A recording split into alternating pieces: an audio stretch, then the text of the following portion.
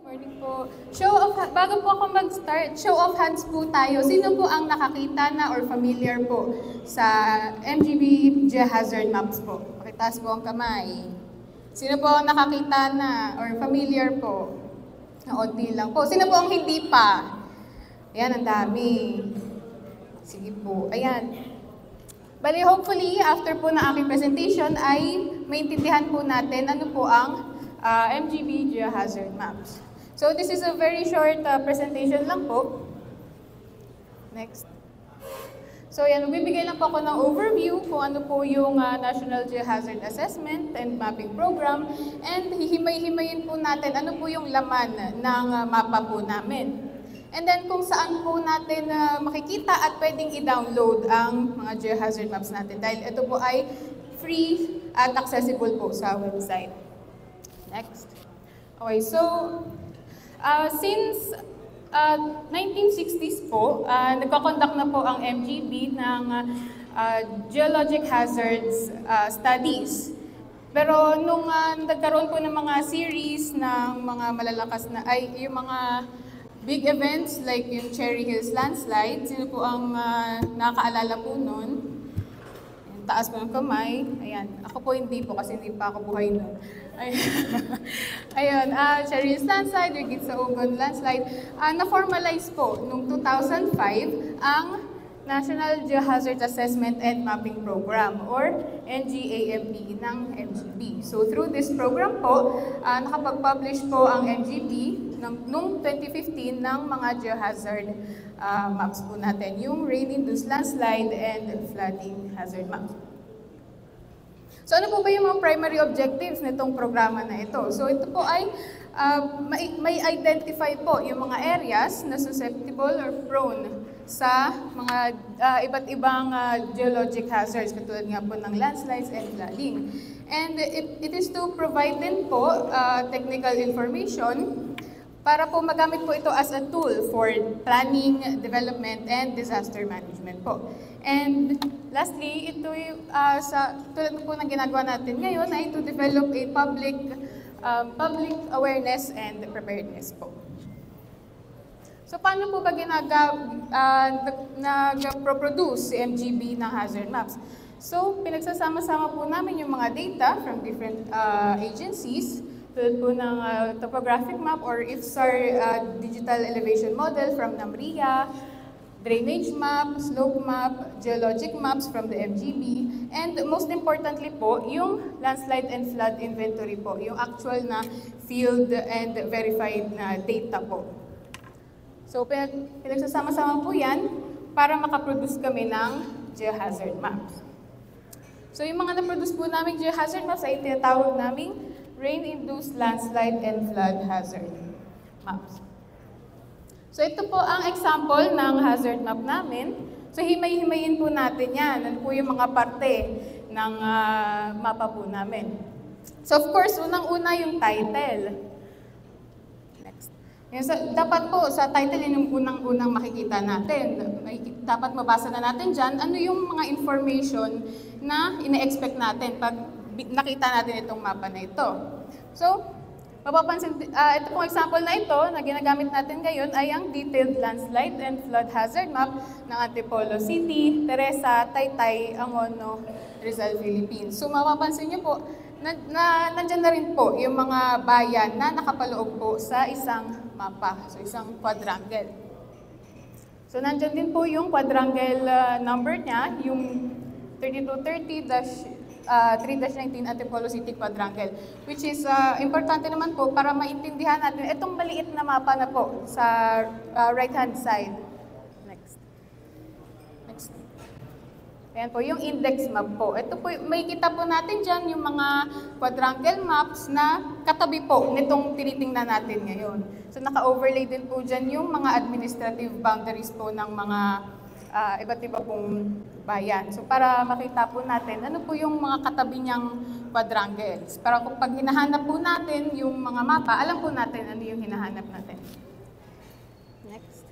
So ito naman po, ayan, yung mga details lang po. Ano po yung agency na nag-publish ng mapa, kailan po siya pinublish, yung mga sources din po ni sa paggawa ng hazard maps na ito. And then, yung coordinate system, which is important po, lalo na sa planning, para po, ang mga data po kasi natin, dapat ay pare-parehas po tayo ng coordinate system. So, importante pong malaman sa isang mapa, ano po yung ginamit na coordinate system niya. Para hindi po mag-offset yung mga data points natin. Next, ito po ang pinaka-importante, yung legend po sa isang mapa. Dito po nai-explain kung ano po yung nakikita nating mga simbolo. Kung ano po yung ibig sabihin po ng mga symbols na yan, pati yung mga kulay. So ito napakakulay po ng MGB map. So ano po bang ibig sabihin ng mga yan? Ito pong red, green, and yellow, yan po yung landslide susceptibility. So, sa very high, yun po yung dark red. Yun po yung areas na matatarik po. Tapos, ang kanyang material ay mabuhaghag na or madaling madurog. So, ito po yung may nakitaan na rin po ng mga recent landslides and may mga signs na rin po siya ng landslides po. So, very high po siya. Ang next po ay yung high landslide, yung pula. Ganon din po, ito po yung mga areas na may matatarik na slopes and may mga nakitaan na rin po ng mga maraming old and inactive na landslides po. Ang next po ay yung green, yung moderate. Ito na po, medyo moderate na, banayad na yung slope niya. Pero mayroon pa rin po siyang signs na pwede siyang magka-landslide. And then, yung low landslide naman po, yung yellow. So, ito na po yung sa patag to gently sloping na areas po. And then, yung lastly ay yung debris flow or possible accumulation zone. Ito po yung mga areas na pwedeng maapektuhan ng debris flow. So, next map. Ito naman po yung mga shades of blue. Yan po yung shades of blue and purple. Yan po ay yung flood susceptibility naman po.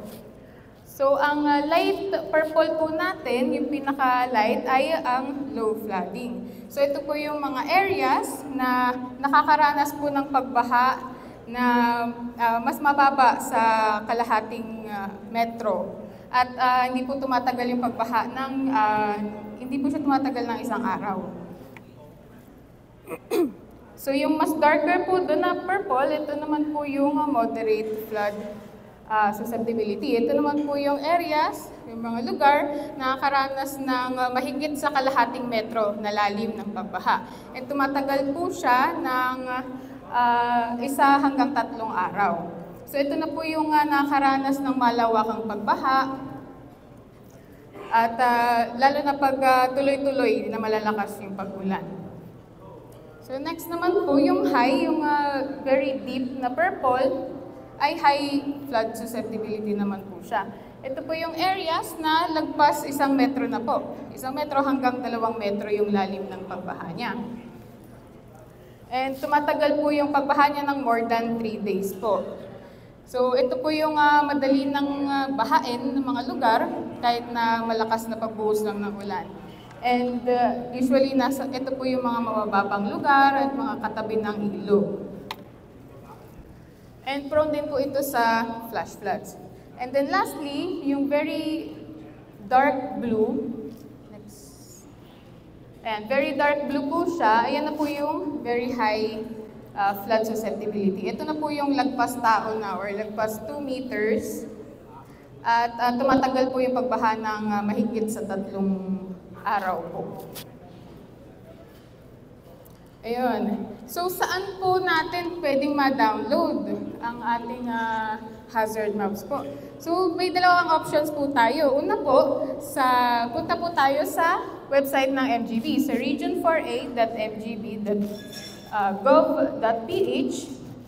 And yung dun sa homepage po niya, scroll lang po tayo ng onte. Sa kanan po, may nakalagay na interactive map. So, pindutin lang po natin yung MGB Geohazard Portal Map. So, ito po yung makikita natin sa portal. So, as you can see, nakalapat na po yung mga susceptibilities niya. Pati po yung mga box-box niya, tinatawag pong quadrangle maps po. So, pwede po natin gamitin yung search function Yan, pwede po natin i-search yung location natin, and ipapakita naman po doon. May lalabas na, next please.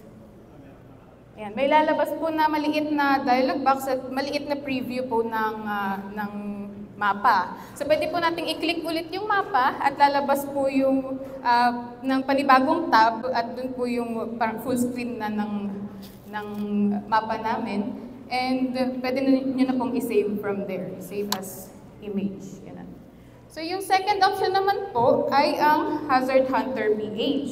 So pwede nyo pong bisitahin yung website nila, hazardhunter.jris.gov.ph, or kahit i-search nyo lang po sa search tab ng Google, unang-unang results po siya. Siya po yung lalabas. So ito po yung homepage ni Hazard Hunter. So, pwede nyo rin po siyang, okay, balik po. Pwede pong i-search nyo uli yung location, or kung alam nyo po yung specific coordinates ng location, pwede nyo pong gamitin yung use coordinates. So kung gusto nyo pong pumunta sa interactive map niya, punta po kayo dun sa Go to Map View. Ito po yung makikita nyo.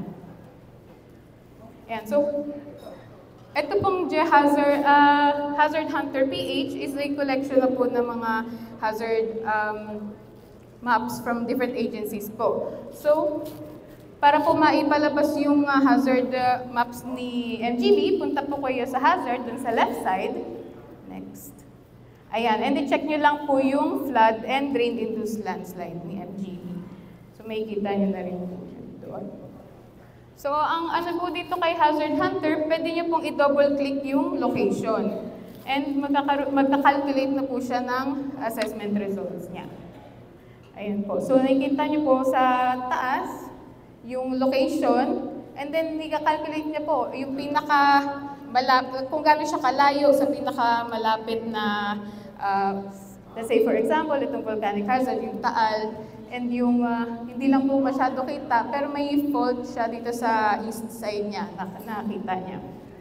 So, ito po sa kanan, yung concise and na results. Pero kung gusto niyo po ng report with recommendations and explanations, pwede niyo pong pindutin yung view report with recommendations po. So may lalabas po na another tab, tapos nandun po siya as a PDF report po.